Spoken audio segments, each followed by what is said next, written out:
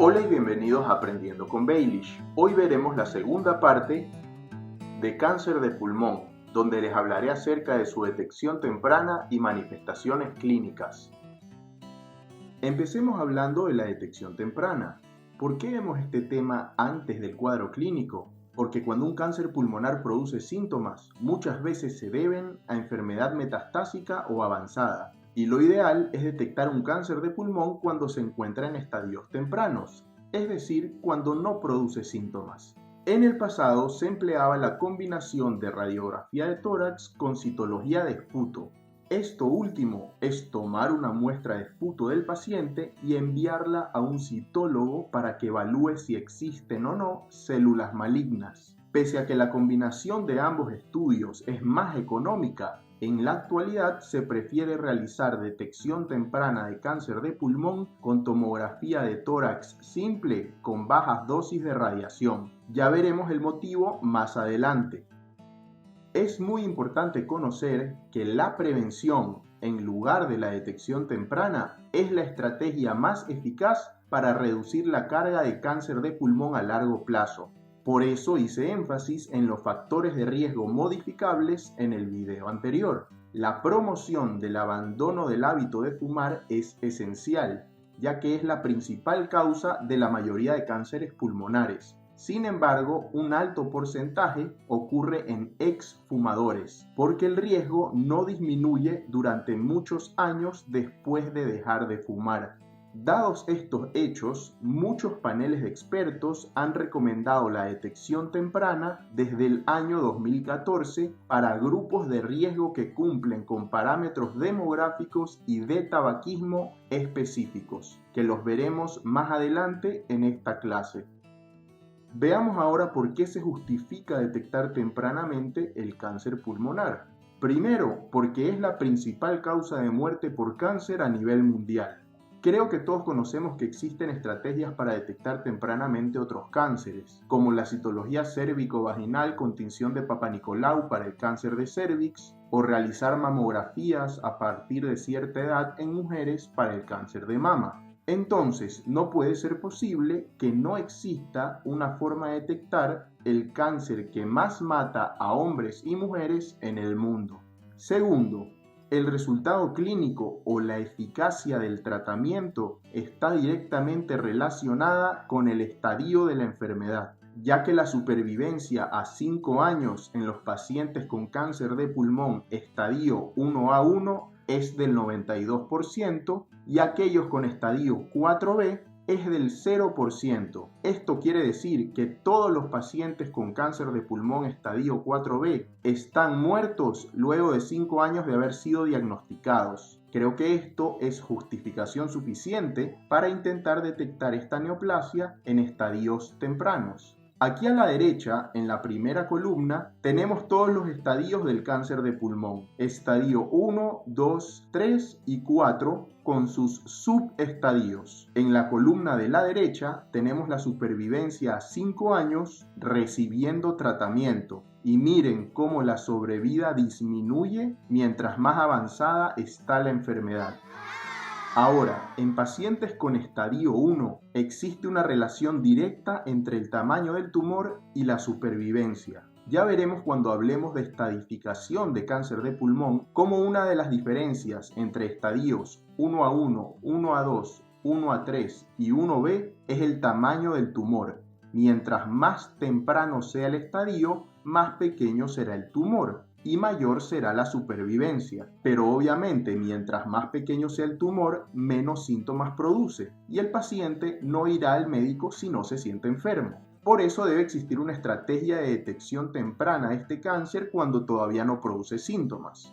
Sigamos. El 75% de los pacientes con cáncer pulmonar tienen síntomas por enfermedad avanzada, es decir, enfermedad desde estadios 3B a 4B. Y en estos casos la supervivencia a 5 años es muy baja o nula y la neoplasia no suele ser susceptible de curación. Miren acá arriba, tenemos lo que sería un estadio temprano y abajo un estadio avanzado con metástasis a pulmón contralateral, cerebro e hígado. La idea es detectar el cáncer pulmonar en esta etapa para hacer una cirugía con intención curativa, es decir, resecar el tumor, aunque en realidad no se utiliza tanto la tumorectomía, sino que se prefiere realizar segmentectomía o lobectomía y de esta manera dejar márgenes de seguridad o márgenes libres de tumor para que el cáncer no recidive. Pero si el paciente tiene metástasis a distancia, de nada me sirve resecar el tumor porque el cáncer está esparcido a todo el cuerpo. El objetivo de resecar un tumor en este estadio es para que no ocurra esto. Por último, a pesar de los avances que existen en el tratamiento del cáncer pulmonar, la supervivencia en promedio sigue siendo baja. Y bueno, creo que he dado razones suficientes para justificar la realización de una detección temprana del cáncer pulmonar. Y el método recomendado es la tomografía de tórax con bajas dosis de radiación sin contraste con cortes de 1 milímetro o máximo 2.5 milímetros. A este estudio también se lo llama tomografía de tórax de alta resolución y es el método de elección pese a que sea más cara que la radiografía de tórax y citología de esputo, ya que mediante esta técnica es más fácil detectar nódulos pulmonares pequeños que resultan siendo cánceres en estadios tempranos. En el año 2011 se realizó un estudio que evaluó la reducción de la mortalidad del cáncer pulmonar utilizando como método de screening la tomografía de tórax con bajas dosis de radiación. A este estudio se lo conoce como el NLST o National Lung Screening Trial y en él se incluyeron más de 53.000 pacientes con alto riesgo de presentar cáncer de pulmón y definieron como alto riesgo de cáncer aquellos pacientes que tenían entre 55 y 64 años, que fumaban más de 30 paquetes de cigarrillos anuales y a exfumadores que llevaban menos de 15 años de haber dejado el hábito tabáquico. De todos estos pacientes, a 26.772 se les realizó tomografía y a 26.732 radiografía de tórax. En el grupo de tomografía se detectaron más casos de cáncer de pulmón, 1.060 casos versus 941 en el grupo de radiografía, y hubo más muertes por cáncer pulmonar en el grupo que utilizó radiografía como método de detección temprana, 309 versus 247 muertes. Con todos los datos del estudio se obtuvieron los siguientes resultados. El resultado de detección positivo fue del 39.1% en el grupo que usó tomografía de tórax versus 16% en el grupo que utilizó radiografía. Además, en el grupo que utilizó tomografía hubo una disminución en la mortalidad relativa del 20%, hubo menos casos de cáncer pulmonar estadio 4 y se dieron cuenta que la tomografía detecta más nódulos pulmonares solitarios que la radiografía. En esta tabla tenemos varias guías para la detección temprana del cáncer pulmonar de distintas asociaciones médicas norteamericanas. Y les voy a enseñar cómo no existe un consenso. Por ejemplo, la Academia Americana de Médicos Familiares concluye que la evidencia es insuficiente para recomendar la tomografía de tórax como método de detección temprana. En cambio, las otras organizaciones sí la recomiendan, pero no se ponen de acuerdo en los criterios que deben cumplir los pacientes. La Sociedad Americana de Cirujanos Torácicos incluye a pacientes de 55 a 79 años. Por acá vemos de 50 a 80 años que fumen más de 20 paquetes de cigarrillos anuales, y el Colegio Americano de Cirujanos Torácicos dice que deben de ser más de 30 paquetes de cigarrillos al año. Y si se ponen a revisar la tabla, todas tienen sus diferencias. Así que para evitar confusiones, quisiera que nos quedemos con la recomendación que hace UpToDate, que es la que actualmente yo prefiero utilizar. Sugieren realizar tomografía de tórax anual a quienes cumplan los siguientes criterios. Primero, estar en buen estado de salud general. No vamos a realizarle una tomografía anual con la intención de detectar un cáncer pulmonar a un paciente de 92 años que ha tenido 3 infartos de miocardio, un evento cerebrovascular que ha dejado secuelas motoras y por esto permanece en cama todo el día con dificultad para expulsar secreciones respiratorias y que realiza neumonías a repetición. La verdad, tener cáncer de pulmón sería el menor de los problemas de esa persona. Entonces, estar en buen estado de salud general. Creo que se entiende. Segundo criterio, tener alto riesgo de cáncer de pulmón y tener entre 50 y 80 años. ¿Qué considera up-to-date alto riesgo de cáncer? Tabaquismo de más de 20 paquetes anuales, ser fumador actual y ser exfumador con menos de 15 años de haber dejado el hábito tabáquico. Es decir, alguien que dejó de fumar hace 25 años no es de alto riesgo. Tercer criterio, debe existir el acceso a centros similares a los del estudio NLST. La verdad no se los mencioné, pero en este estudio los pacientes acudieron a hospitales que tenían tomógrafo, donde trabajaban neumólogos capacitados para hacer una fibrobroncoscopía, donde habían cirujanos torácicos y todo el equipo necesario para realizar el diagnóstico de cáncer de pulmón.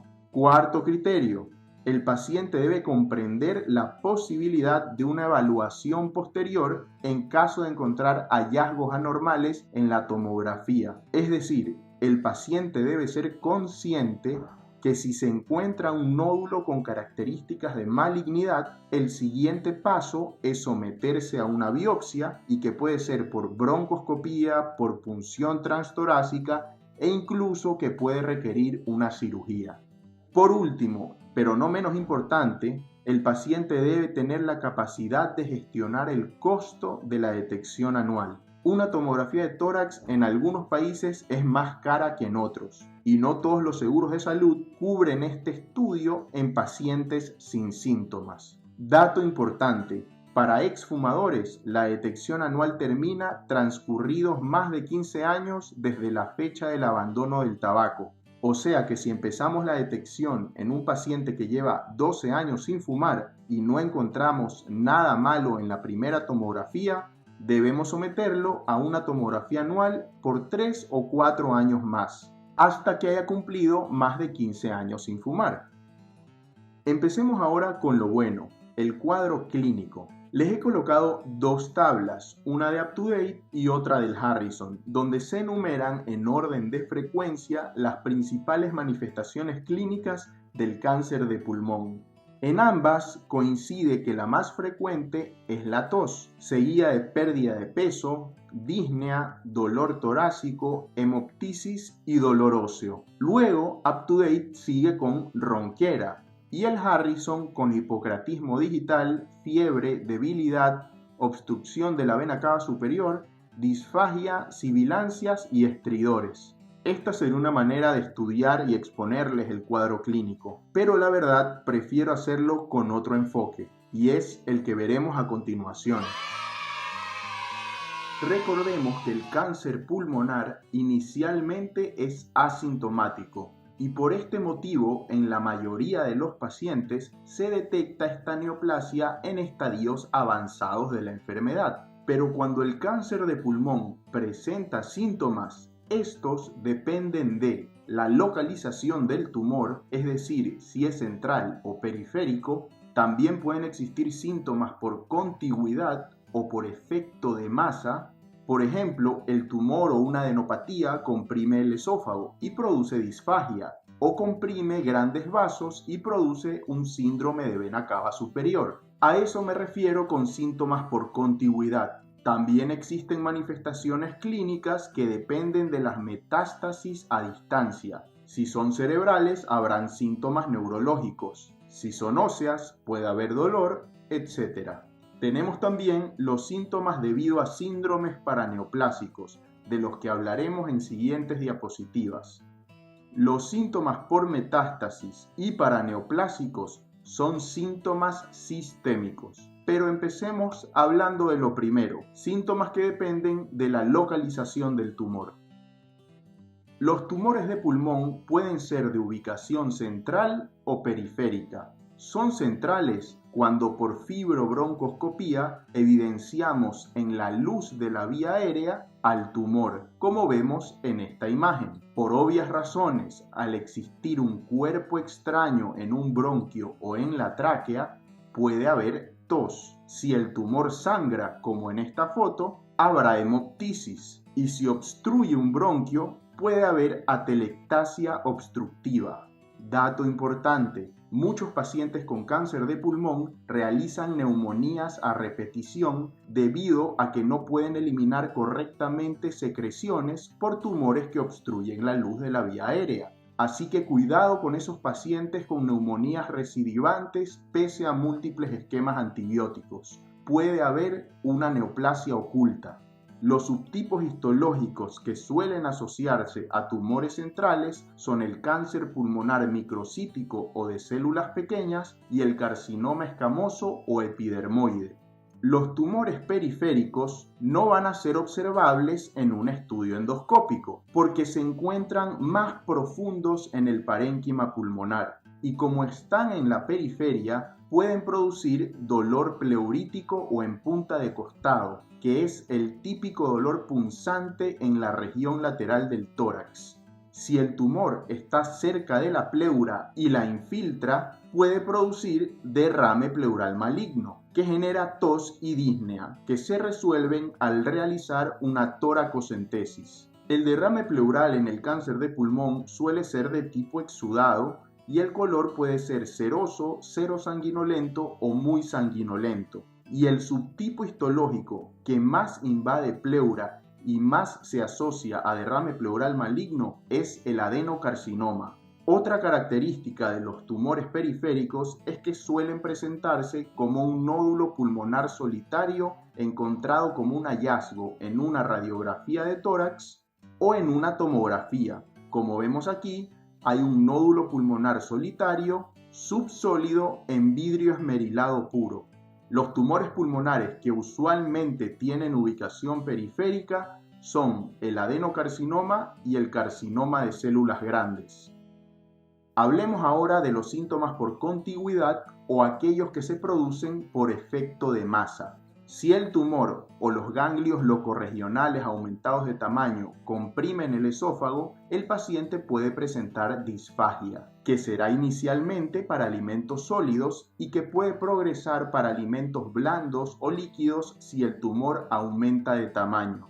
Como el paciente deja de comer porque no puede tragar, empieza a perder peso.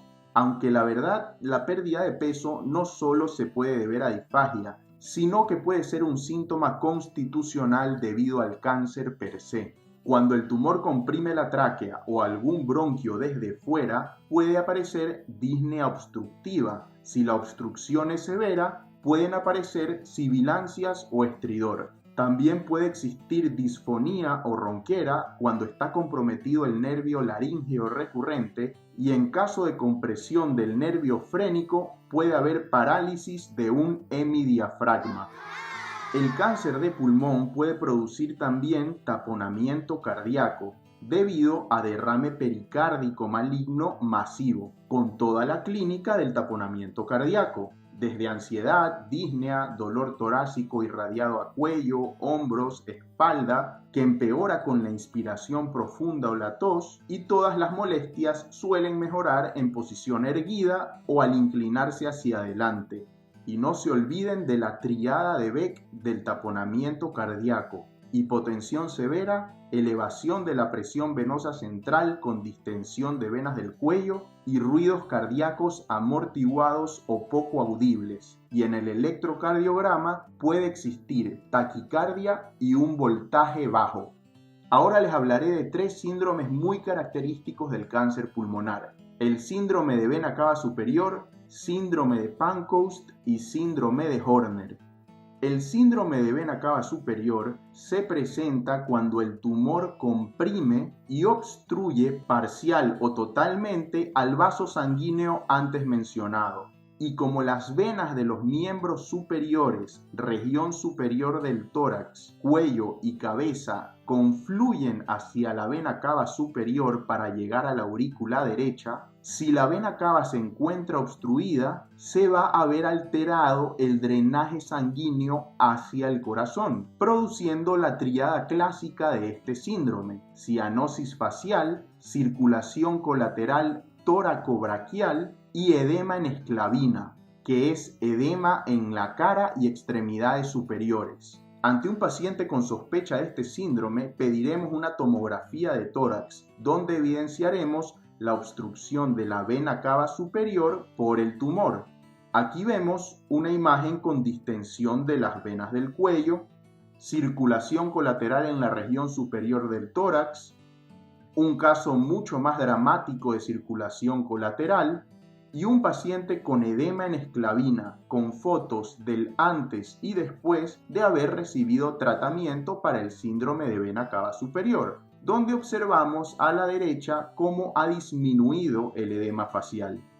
Otro síndrome importantísimo en el cáncer de pulmón es el síndrome de Pancoast, que se produce con tumores originados en el surco superior o en el vértice pulmonar, y en el que se afectan los nervios espinales C8, T1 y T2. Debido a esto se genera dolor, paresia y parestesias a nivel de la escápula, hombro, brazo, borde cubital del antebrazo y dedos de la mano, y en ocasiones puede asociarse a destrucción ósea y a atrofia de los músculos de la mano. Por tomografía veremos el tumor en los cortes más altos del tórax, a nivel de los vértices pulmonares, y como en esta imagen podemos evidenciar en ocasiones destrucción ósea. Aquí tenemos una imagen de un PET donde claramente se ve el tumor en el vértice pulmonar derecho, y deben saber que el síndrome de Pancoast es causado más comúnmente con el cáncer de pulmón de células no pequeñas subtipo histológico escamoso. Y si además de afectarse los nervios C8, T1 y T2, se afecta una estructura llamada ganglio estrellado, que es parte del sistema nervioso simpático, van a predominar manifestaciones del parasimpático en la cara, produciendo el síndrome de Horner, con su característica triada: ptosis palpebral, miosis y anhidrosis de la hemicara afectada, o sea, párpado caído, pupila más pequeña que su contralateral y ausencia de sudoración en esta mitad de la cara. Dato importante: los síndromes de Horner y Pancoast son ipsilaterales al tumor. Es decir, si el cáncer está en el vértice pulmonar derecho, el dolor, paresia y parestesias del síndrome de Pancoast afectarán al hombro, brazo, antebrazo y mano del lado derecho. Y el síndrome de Horner, es decir, la ptosis palpebral, miosis y anhidrosis, afectarán a la hemicara derecha. Todo es del mismo lado en el que está ubicado el tumor. A los síntomas sistémicos vamos a dividirlos en dos grandes grupos. En el primer grupo tenemos a los que se producen por enfermedad metastásica. Cierto es que el sitio más frecuente al que hace metástasis el cáncer de pulmón es a ganglios linfáticos, pero aquí hablamos de metástasis a órganos a distancia, y los órganos a los que más frecuentemente se disemina el cáncer pulmonar son cerebro, huesos, hígado, glándulas suprarrenales y pulmón contralateral. Les he puesto aquí al final médula ósea, pero creo que podríamos incluirla en huesos, porque la médula ósea se encuentra en el centro de los huesos. Cuando hay metástasis cerebrales, el paciente tendrá síntomas neurológicos, como cefalea, alteraciones en la visión, alteraciones del sensorio, convulsiones, hemiparesia o déficit de nervios craneales. Las metástasis a huesos suelen producir dolor óseo, generalmente en la espalda, pecho o extremidades, asociadas a una elevación de fosfatasa alcalina en los exámenes de laboratorio, y si la enfermedad ósea es extensa, puede elevarse también el calcio, Por eso, estos dos parámetros del laboratorio deben solicitarse siempre en todo paciente con cáncer de pulmón. Dato importante, las metástasis óseas a cuerpos vertebrales pueden producir manifestaciones neurológicas cuando existe un síndrome de compresión medular por una lesión de gran tamaño a nivel vertebral o por una fractura vertebral y se acompañará de paraparesia o paraplegia de miembros inferiores. Y si la lesión es más alta, se afectarán también miembros superiores. Las metástasis hepáticas suelen ser asintomáticas en las primeras etapas de la enfermedad y pueden sospecharse ante una elevación de las enzimas hepáticas y confirmarse con una tomografía de abdomen.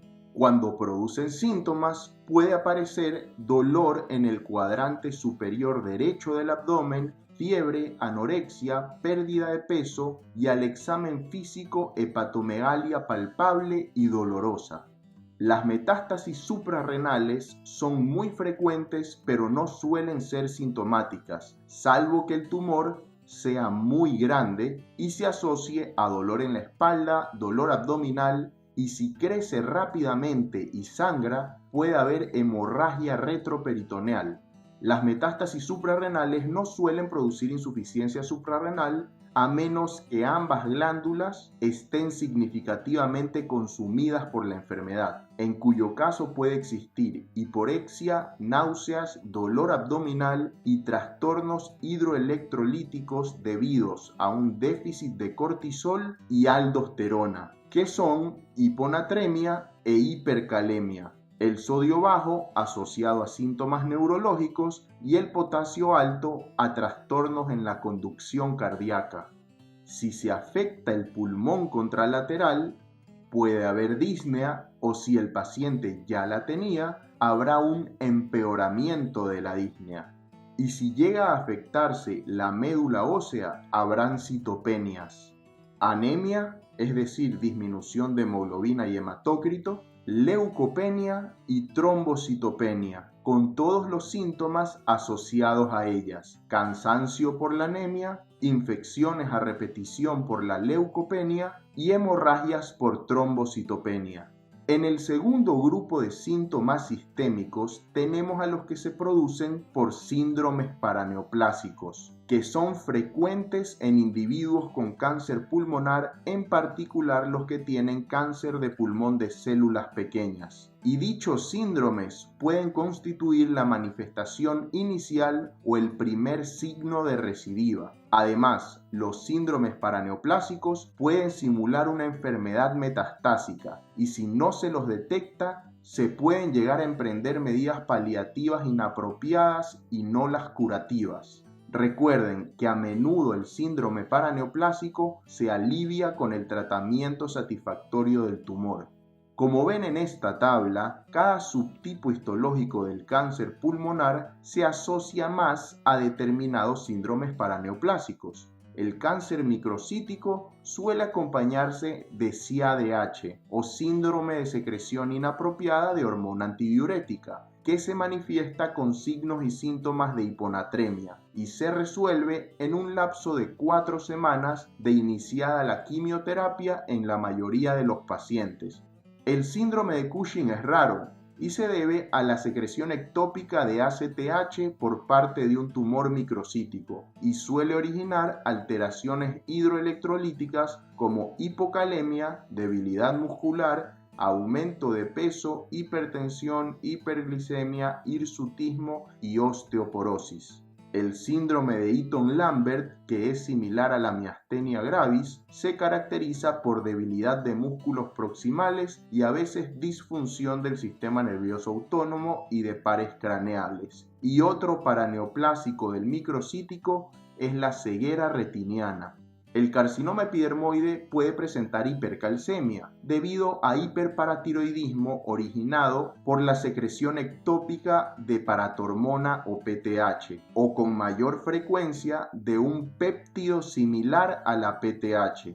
La hipercalcemia generada por este hiperparatiroidismo es la complicación metabólica más frecuente, puede llegar a ser letal y cursa con náuseas, estreñimiento, dolor abdominal, sed y alteraciones de la conciencia.